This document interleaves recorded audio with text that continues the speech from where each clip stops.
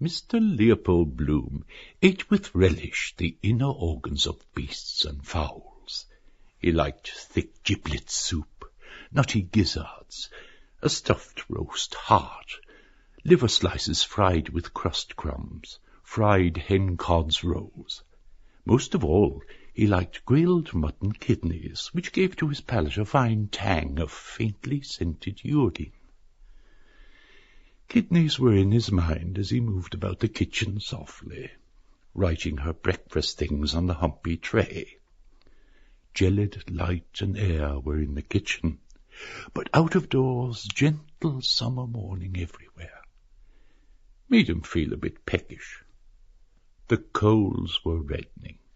Another slice of bread and butter. 3, 4. Right. She didn't like her plate full. Right. He turned from the tray, lifted the kettle off the hob, and set it sideways on the fire. It sat there, dull and squat, its spout stuck out. Cup of tea soon. Good. Mouth dry. The cat walked stiffly round the leg of the table with tail on high. Meow. Oh, there you are, Mr. Bloom said, turning from the fire. The cat mewed in answer and stalked again stiffly round the leg of the table, mewing. Just how she stalks over my writing table. Purr. Scratch my head. Purr. Mr. Bloom watched curiously, kindly, the lithe black form. Clean to see. The gloss of her sleek hide, the white button under the butt of her tail, the green flashing eyes. He bent down to her, his hands on his knees. Milk for the pussins? He said. Meow, the cat cried. They call them stupid. They understand what we say better than we understand them. She understands all she wants to. Vindictive, too. Wonder what I look like to her. Height of a tower? No, she can jump me. Afraid of the chickens, she's, he said mockingly. Afraid of the juk-juks. I never saw such a stupid pussins as the pussins. Cruel. A nature. Curious mice never squeal. Seem to like it. Meow, the cat said loudly. She blinked up out of her avid, shame-closing eyes, mewing plaintively and long, showing him her milk-white teeth. He watched the dark eye slits narrowing with greed until her eyes were green stones. Then he went to the dresser, took the jug Hanlon's milkman had just filled for him, poured warm bubbled milk on a saucer, and set it slowly on the floor. "Grrr," she cried, running to lap. He watched the bristles shining wildly in the weak light as she tipped 3 times and licked lightly. Wonder is it true if you clip them they can't mouse after? Why? They shine in the dark, perhaps, the tips, or kind of feelers in the dark, perhaps. He listened to her licking lap. Ham and eggs, no. No good eggs with this drought. Want pure, fresh water. Thursday, not a good day either for a mutton kidney at Buckley's, fried with butter, a shake of pepper. Better a pork kidney at Glugak's while the kettle's boiling. She lapped slower, then licking the saucer clean. Why are their tongues so rough? To lap better, all porous holes? Nothing she can eat. He glanced round him. No. On quietly creaky boots, he went up the staircase to the hall, paused by the bedroom door. She might like something tasty. Thin bread and butter she likes in the morning. Still, perhaps, once in a way. He said softly in the bare hall. I'm going round the corner, back in a minute. And when he had heard his voice say it, he added, You don't want anything for breakfast? A sleepy, soft grunt answered. No, she didn't want anything. He heard then a warm, heavy sigh, Softer, she turned over, and the loose brass quoits of the bedstead jingled. Must get those settled, really. Pity, all the way from Gibraltar. Forgotten any little Spanish she knew. Wonder what her father gave for it. Old style eye. Yes, of course. Bought it at the governor's auction. Got a short knock. Hard as nails at the bargain, old Tweedy. Yes, sir. At Plevna, that was. I rose from the ranks, sir, and I'm proud of it. Still, he had brains enough to make that corner in stamps. Now, that was farcy. His hand took his hat from the peg over his initialed heavy overcoat, and his lost property office second-hand waterproof. Stamps, sticky back pictures. Dare say lots of officers are in the swim, too. Course they do. The sweated legend in the crown of his hat told him mutely, Plasto's high grade. Ha! He peeped quickly inside the leather headband. White slip of paper, quite safe. On the doorstep, he felt in his hip pocket for the latchkey. Oh, not there. In the trousers I left off. Must get it. Potato I have. Creaky wardrobe. No use disturbing her. She turned over sleepily that time. He pulled the hall door to after him very quietly. More, till the foot-leaf dropped gently over the threshold. A limp lid. Looked shut. All right till I come back, anyhow. He crossed to the bright side, avoiding the loose cellar flap of number 75. The sun was nearing the steeple of George's church. Be a warm day, I fancy. Especially in these black clothes, feel it more. Black conducts, reflects. Refracts, is it? The heat. Oh, but I couldn't go in that light suit. Make a picnic of it. His eyelids sank quietly often as he walked in happy warmth. Boland's bread van delivering with trays our daily. But she prefers yesterday's loaves, turnovers crisp, crowns hot. Makes you feel young. Somewhere in the east. Early morning, set off at dawn, travel round in front of the sun, steal a day's march on him. Keep it up forever, never grow a day older, technically. Walk along a strand, strange land. Come to a city gate, sentry there, old ranker too, old Tweedy's big moustaches leaning on a long kind of spear. Wander through ornate streets, turbaned faces going by, dark caves of carpet shops.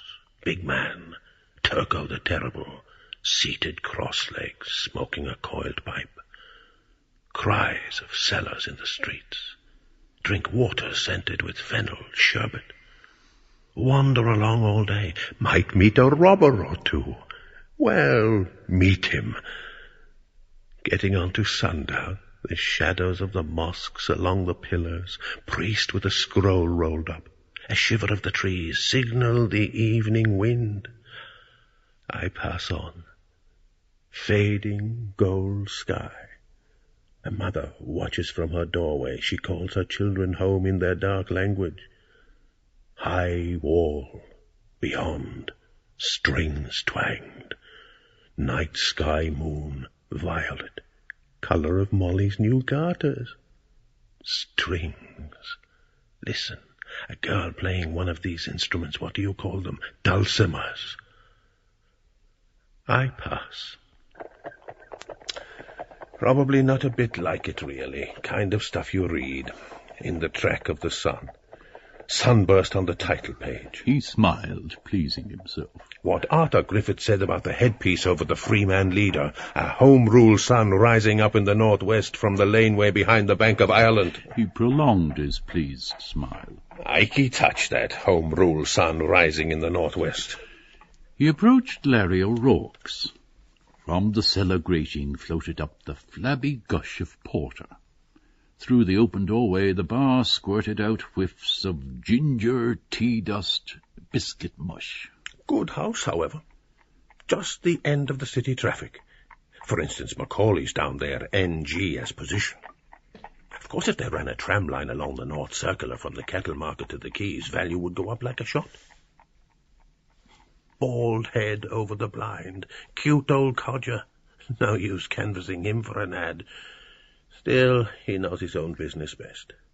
There he is, sure enough, my bowed Larry, leaning against the sugar bin in his shirt sleeves, watching the aproned curate swab up with mop and bucket. Simon Dedalus takes him off to a tea with his eyes screwed up. Do you know what I'm going to tell you?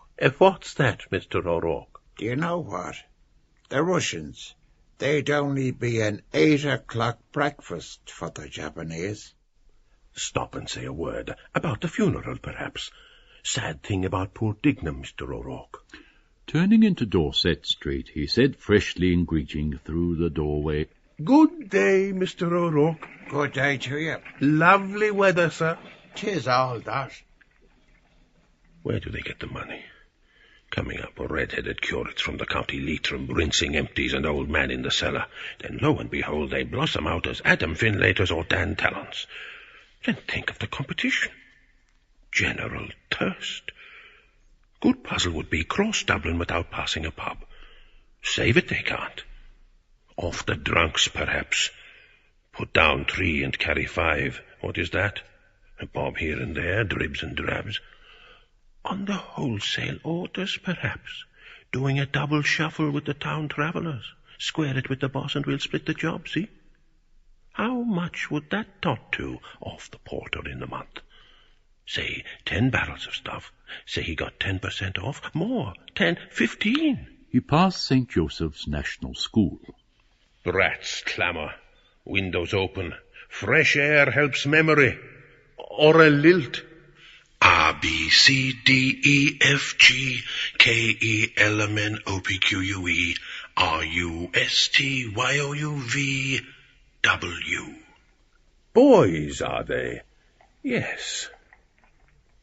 Innish Turk, Innish Shark, Innish Boffin. At their jogger fry. Mine, Sleeve Bloom. He halted before Glugac's window, staring at the hanks of sausages, polonies, black and white. 50 multiplied by... The figures whitened in his mind, unsolved. Displeased, he let them fade. The shiny links packed with forcemeat fed his gaze, and he breathed in tranquilly the lukewarm breath of cooked, spicy pig's blood. A kidney oozed blood gouts on the willow-patterned dish, the last. He stood by the next-door girl at the counter. Would she buy it too, calling the items from a slip in her hand? Chapped, washing soda, and a £1.5 of Denny sausages. His eyes rested on her vigorous hips. Woods, his name is. Wonder what he does. Wife is oldish. New blood. No followers allowed. Strong pair of arms. Whacking a carpet on the clothesline. She does whack it, by George, the way her crooked skirt swings at each whack.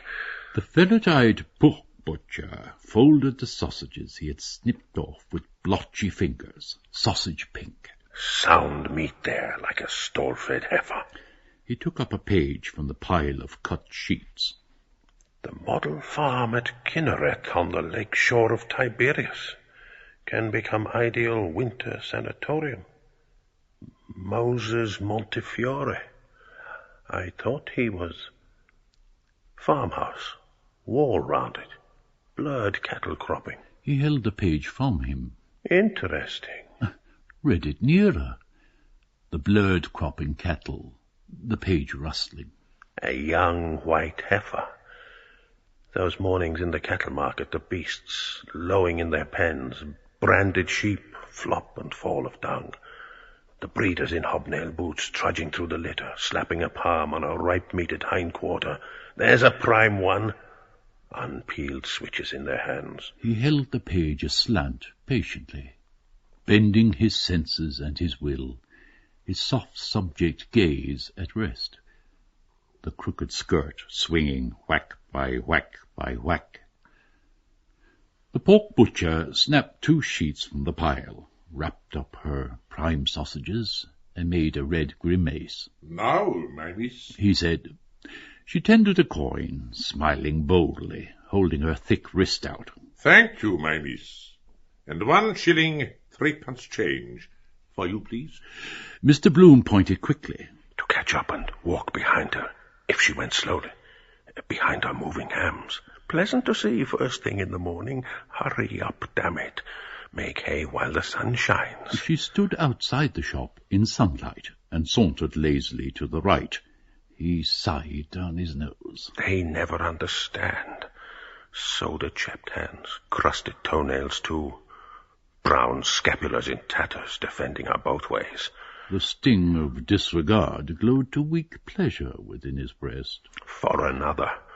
A constable off duty cuddled her in Eccles Lane. They like them sizable.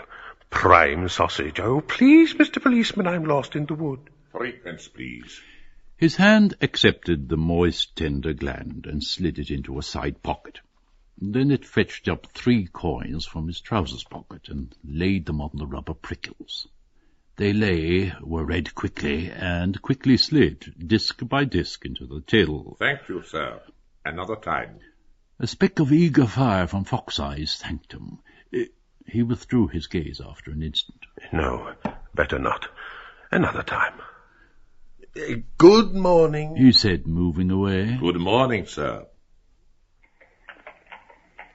No sign. Gone. What matter? He walked back along Dorset Street, reading gravely. Agenda Nettame Planters Company to purchase vast sandy tracts from Turkish government and plant with eucalyptus trees. Excellent for shade, fuel and construction. Orange groves and immense melon fields north of Jaffa. You pay 8 marks and they plant a dunam of land for you with olives, oranges, almonds or citrons. Olives cheaper. Oranges need artificial irrigation.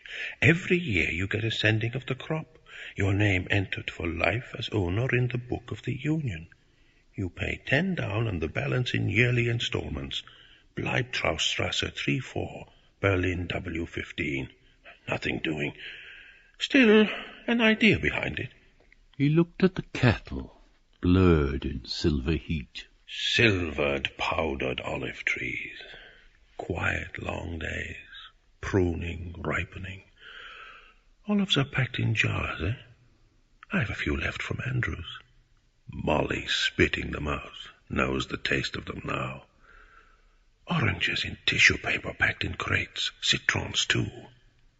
Wonder is poor Citron still alive in St. Kevin's Parade, and Mastiansky with the old cither. Pleasant evenings we had then. Molly in Citron's basket chair. Nice to hold cool waxen fruit, hold in the hand, lift it to the nostrils and smell the perfume, like that heavy, sweet, wild perfume, always the same year after year. They fetched high prices too, Moiselle told me. Arbutus Place, Pleasant Street. Pleasant old times. Must be without a flaw, he said, coming all that way, Spain, Gibraltar, Mediterranean, the Levant. Crates lined up on the quayside at Jaffa, chap ticking them off in a book, navvies handling them in soiled dungarees. There's what you call them out of... How do you do? Doesn't see. Chap, you know, just a salute, bit of a bore. His back is like that Norwegian captain's. Wonder if I meet him today. Watering cart. To provoke the rain on earth as it is in heaven. A cloud began to cover the sun, wholly, slowly, wholly. Grey, far. No, not like that. A barren land, bare waste. Volcanic lake, the Dead Sea. No fish, weedless, sunk deep in the earth. No wind would lift those waves. Grey metal, poisonous, foggy waters. Brimstone, they called it, raining down. The cities of the plains, Sodom, Gomorrah, Edom. All dead names. A dead sea in a dead land. Grey and old. Old now. It bore the oldest, the first race. A bent hag crossed from Cassidy's, clutching a noggin bottle by the neck. The oldest people wandered far away all over the earth. Captivity to captivity, multiplying, dying, being born everywhere. It lay there now. Now it could bear no more. Dead. An old woman's. The grey, sunken cunt of the world. Desolation. Grey horror seared his flesh. Folding the page into his pocket, he turned into Ector Street, hurrying homeward. Cold oil slid along his veins, chilling his blood. Age crusting him with a salt cloak. Well, I'm here now. Morning mouth, bad images, got up wrong side of the bed. Must begin those Sandow's exercises, on the hands down. Blotchy, brown brick houses. Number 80 still unlet. Why is that? Valuation is only 28. Towers, Battersby, North, MacArthur. Parlour windows plastered with bills, plasters on a sore eye. To smell the gentle smoke of tea, fume of the pan, sizzling butter, be near her ample bed-warmed flesh. Yes, yes. Quick, warm sunlight came running from Berkeley Road, swiftly in slim sandals along the brightening footpath. She runs to meet me, a girl with golden hair on the wind. 2 letters and a card lay on the hall floor. He stopped and gathered them. Mrs. Marion Bloom. His quick heart slowed at once. Bold hand, Mrs. Marion. Poldy. Entering the bedroom, he half closed his eyes and walked through warm yellow twilight towards her tousled head. Who are the letters for? He looked at them. Mullingar, Millie. A letter for me from Millie, he said carefully. And a card to you, and a letter for you. He laid her card and letter on the twill bedspread near the curve of her knees. Do you want the blind up? Letting the blind up by gentle tugs, halfway his backward eye saw her glance at the letter and tuck it under her pillow. That do? He asked, turning. She was reading the card, propped on her elbow. She got the things, she said. He waited till she had laid the card aside and curled herself back slowly with a snug sigh. Hurry up with that tea. I'm parched. The kettle is boiling, he said. But he delayed to clear the chair, her striped petticoat, tossed soiled linen, and lifted all in an armful onto the foot of the bed. As he went down the kitchen stairs, she called, Poldy. What? Scald the teapot. On the boil, sure enough. A plume of steam from the spout. He scalded and rinsed out the teapot, and put in 4 full spoons of tea, tilting the kettle then to let water flow in. Having set it to draw, he took off the kettle and crushed the pan flat on the live coals, and watched the lump of butter slide and melt. While he unwrapped the kidney, the cat mewed hungrily against him. Give her too much meat, she won't mouse. Say they won't eat pork. Kosher. Here. He let the blood-smeared paper fall to her, and dropped the kidney amid the sizzling butter sauce. Pepper? He sprinkled it through his fingers ringwise from the chipped egg cup. Then he slit open his letter, glancing down the page and over. Thanks, Newtam. Mr. Coughlin. Loch Owl picnic. Young student. Blazes boiling seaside girls. The tea was drawn. He filled his own moustache cup, sham crown derby, smiling. Silly Millie's birthday gift. Only 5 she was then. No, wait, 4. I gave her the amberoid necklace she broke, putting pieces of folded brown paper in the letterbox for her. He smiled, pouring. Oh, Millie Bloom, you are my darling. You are my looking-glass from night to morning. I'd rather have you without a farthing than Katie Kyo with her ass and garden. Poor old Professor Goodwin. Dreadful old case. Still, he was a courteous old chap. Old-fashioned way he used to bow Molly off the platform. And the little mirror in his silk hat, the night Milly brought it into the parlour. Oh, look what I found in Professor Goodwin's hat. All we laughed. Sex breaking out even then. Pert little piece she was. He prodded a fork into the kidney and slapped it over, then fitted the teapot on the tray. Its hump bumped as he took it up. Everything on it. Bread and butter, 4. Sugar, spoon, cream, yes. He carried it upstairs, his thumb hooked in the teapot handle. Nudging the door open with his knee, he carried the tray in and set it on the chair by the bedhead. What a time you were, she said. She set the brasses jingling as she raised herself briskly, an elbow on the pillow. He looked calmly down on her bulk and between her large, soft bubs, sloping within her nightdress like a she-goat's udder. The warmth of her couched body rose on the air, mingling with the fragrance of the tea she poured. A strip of torn envelope peeped from under the dimpled pillow. In the act of going, he stayed to straighten the bedspread. Who was the letter from? He asked. Bold hand. Marion. Oh, Boylan. He's bringing the programme. What are you singing? Latchy Darem with J.C. Doyle and Love's Old Sweet Song. Her full lips drinking smiled.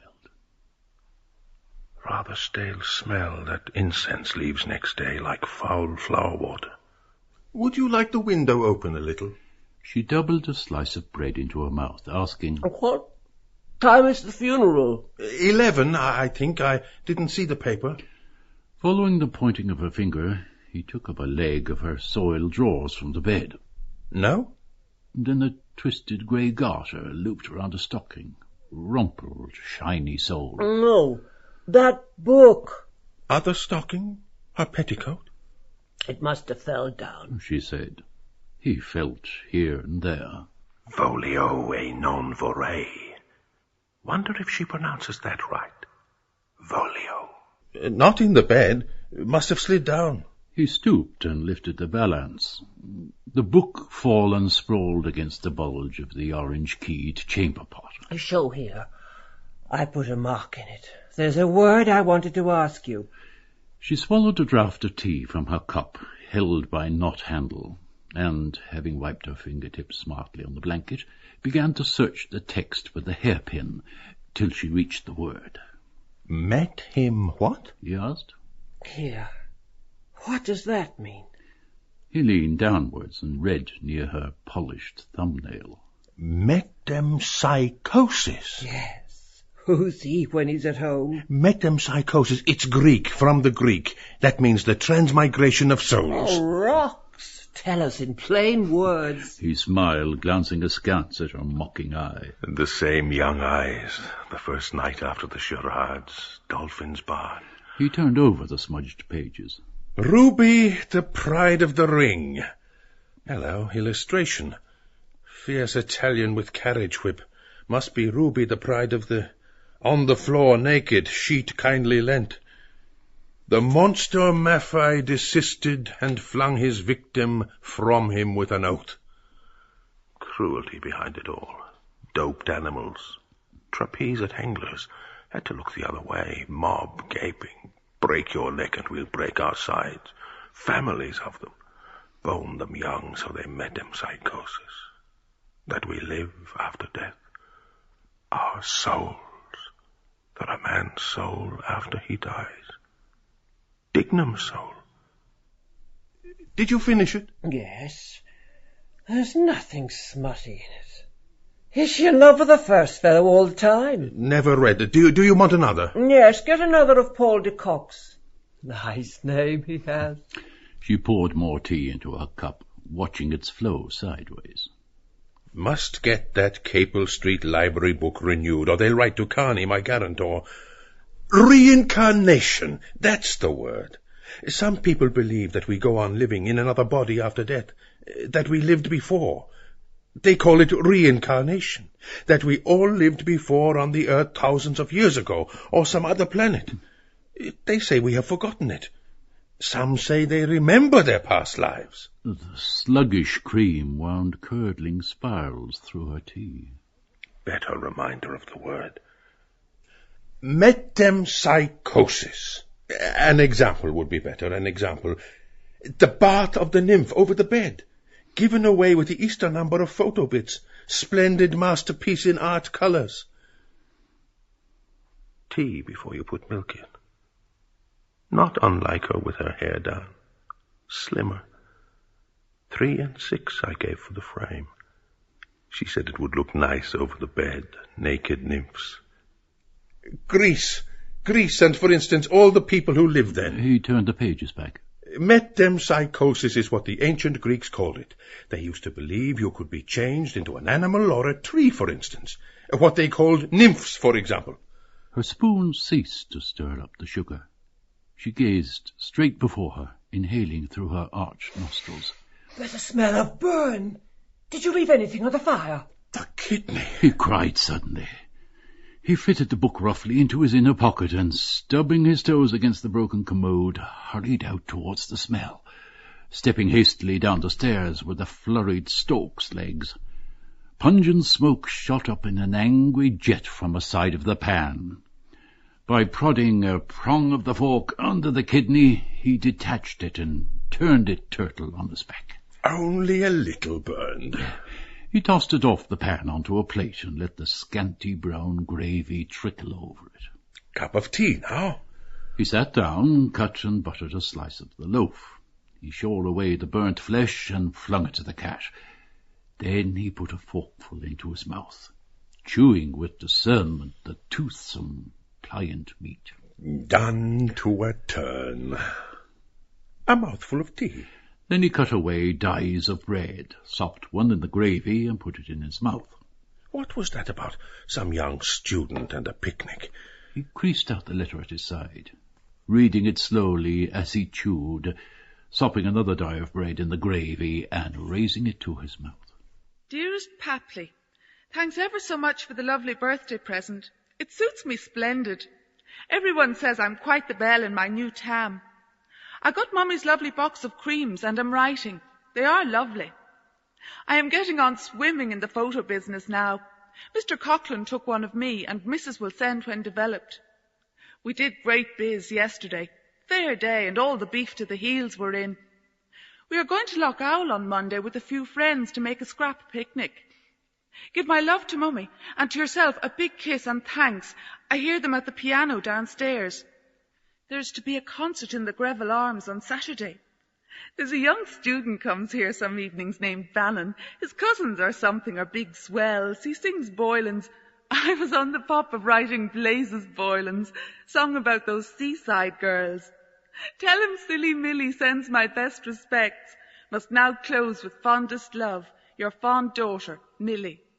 P.S. Excuse bad writing. I'm in a hurry. Bye-bye. M.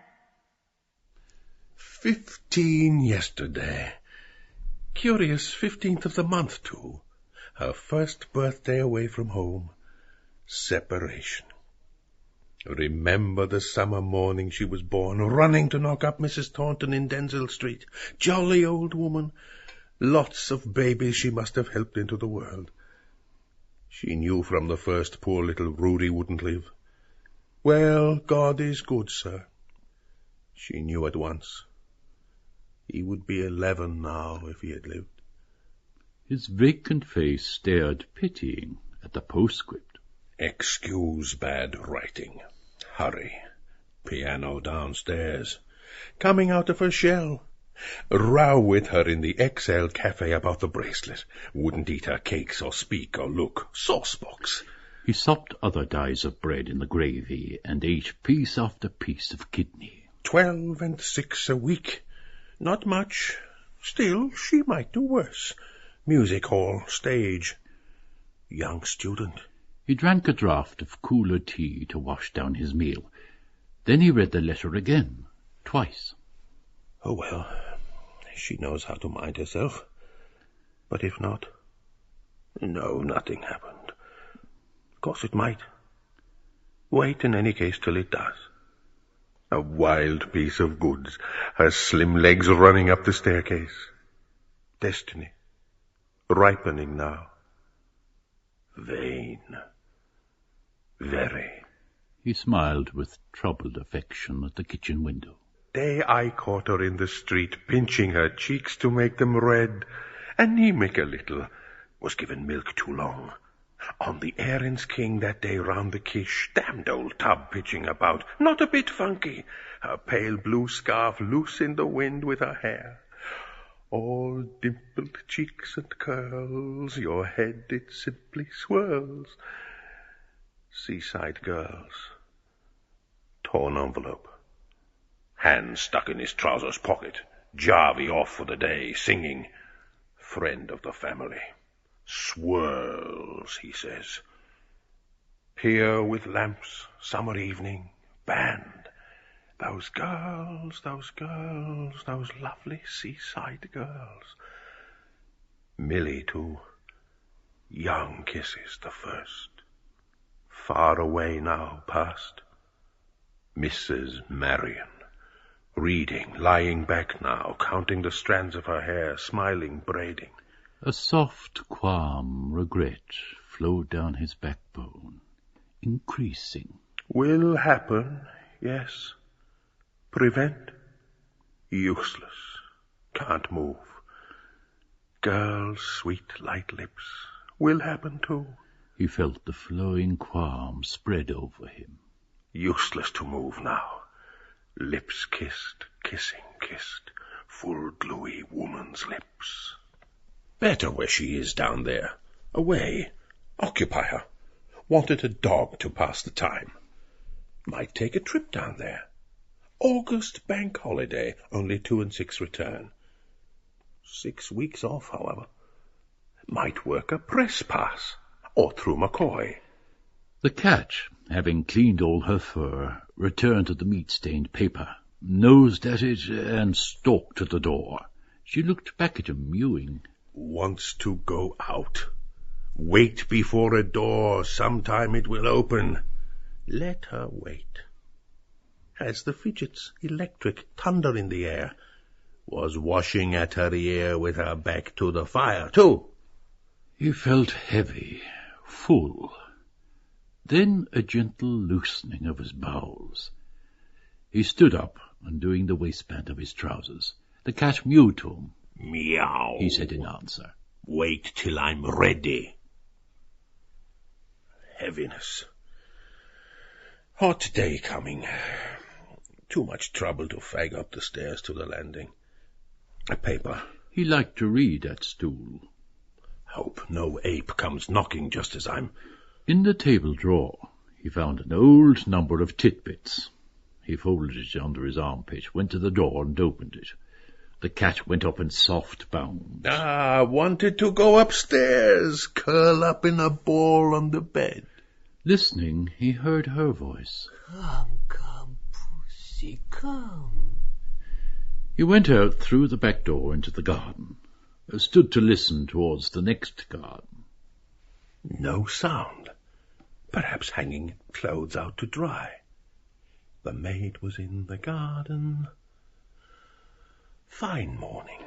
He bent down to regard a lean file of spearmint growing by the wall. Make a summer house here. Scarlet runners, Virginia creepers. Want to manure the whole place over. Scabby soil. A coat of liver of sulphur. All soil like that without dung. Household slops. Loam. What is this that is? The hens in the next garden, their droppings are very good top dressing. Best of all, though, are the cattle, especially when they're fed on those oil cakes. Mulch of dung. Best thing to clean ladies' kid gloves, dirty cleans. Ashes, too. Reclaim the whole place. Grow peas in that corner there. Lettuce. Always have fresh greens then. Still, gardens have their drawbacks. That bee or blue bottle here with Monday. He walked on. Where is my hat, by the way? Must have put it back on the peg.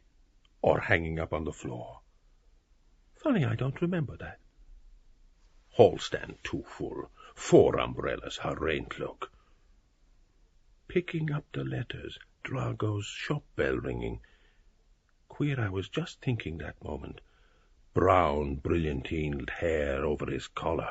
Just had a wash and brush up. Wonder have I time for a bath this morning. Tara Street. Chap in the pay box there got away James Stevens, they say. O'Brien. Deep voice that fellow Glugax has. Agenda, what is it? Now, my miss, enthusiast. He kicked open the crazy door of the Jakes. Better be careful not to get these trousers dirty for the funeral. He went in, bowing his head under the low lintel. Leaving the door ajar, amid the stench of mouldy lime-wash and stale cobwebs, he undid his braces. Before sitting down, he peered through a chink up at the next-door window. The king was in his counting-house. Nobody. A squat on the cook-stool, he folded out his paper, turning its pages over on his bared knees. Something new and easy. No great hurry. Keep it a bit. Our prize titbit. Matcham's Masterstroke, written by Mr. Philip Beaufoy, Playgoers Club, London. Payment at the rate of 1 guinea a column has been made to the writer. 3.5, £3.3, £3.13 at 6. Quietly he read, restraining himself. The first column, and, yielding but resisting, began the second. Midway, his last resistance yielding, he allowed his bowels to ease themselves quietly as he read, reading still patiently. That slight constipation of yesterday quite gone. Hope it's not too big. Bring on piles again. No, just right. So. Costive 1 tabloid of Cascara Sagrada. Life might be so. It did not move or touch him, but it was something quick and neat. Print anything now. Silly season. He read on, seated calm above his own rising smell. Neat, certainly. Matcham often thinks of the masterstroke by which he won the laughing witch who now begins and ends morally, hand in hand, smart. He glanced back through what he had read, and, while feeling his water flow quietly, he envied kindly Mr. Beaufoy, who had written it and received payment of £3.13 6. Might manage a sketch by Mr. and Mrs. L.M. Bloom. Invent a story for some proverb which... Time I used to try jotting down on my cuff what she had said dressing. Dislike dressing together. Nicked myself shaving. Biting her nether lip, hooking the placket of her skirt. Timing her. 9:15, did Roberts pay you yet? 9:20, what had Greta Conroy on? 9:23, what possessed me to buy this comb? 9:24, I'm swelled after that cabbage. Speck of dust on the patent leather of her boot. Rubbing smartly in turn each welt against her stocking calf.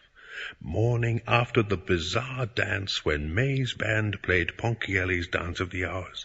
Explain that. Morning hours, noon, then evening coming on, then night hours. Washing her teeth.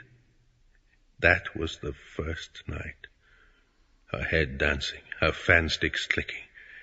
Is that Boylan well off? He has money, why? I noticed he had a good smell off his breath dancing. No use humming then. Allude to it. Strange kind of music that last night.